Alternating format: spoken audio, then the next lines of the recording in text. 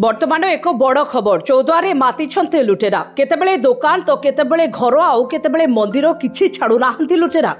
गतकाली रातिरे आग्राहाट पंचायत अंतर्गत वैदेश्वर कॉलोनी रे जणको घरे पसी लुट।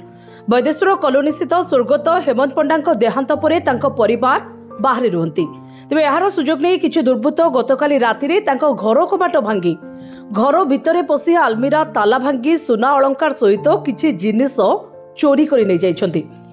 तेबे खबर पाई चौद्वार थानार अधिकारी माने आसी तदंत करी फेरी जाइछन्ती। वैदेश्वर कॉलोनी को चौद्वार थाना तरफ नो क्राइम जोन हिसाब रे घोषणा करा जाइछि, किंतु एही घटना एबे पुलिस रो पारिबा पड़िया को पदारे पकाइछि बोली साधारण रे चर्चा होछि।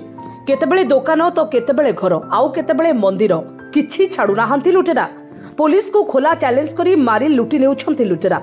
एही सब लुटेरा को काबू करिबार अक्षम होउछन्ती चौद्वार पुलिस। केबे एही सब लुट उपरे पुनच्छेद पकाइबे चौद्वार पुलिस ताहा देखिबाकू बाकी रहिला।